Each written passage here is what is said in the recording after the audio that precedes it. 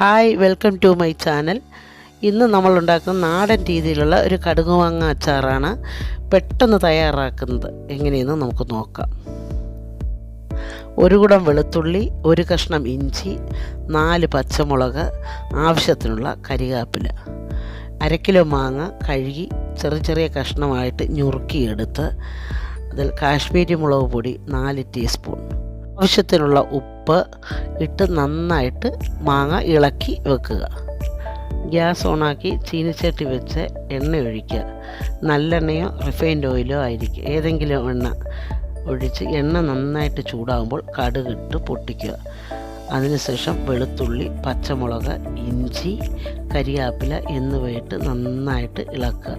ചെറുതായിട്ട് മൂത്ത് വരുമ്പോൾ 1/2 കപ്പ് വെള്ളമൊഴിച്ച് തിളപ്പിക്കുക.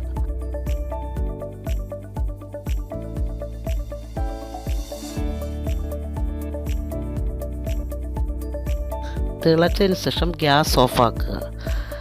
അതിനുശേഷം 1/2 ടീസ്പൂൺ വിനാഗിരി, അത് ഓപ്ഷനിലാണ്, ഇഷ്ടമുള്ളവർക്ക് ചെയ്താൽ മതി. അല്പം ചൂടാറിയതിന് ശേഷം മാങ്ങ ഇട്ട് നന്നായിട്ട് ഇളക്കുക.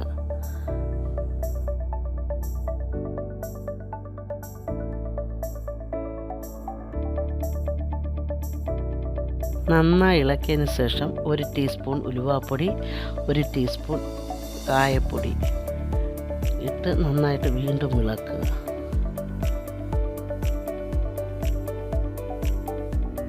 നാടൻ മാങ്ങ അച്ചാർ റെഡിയായി.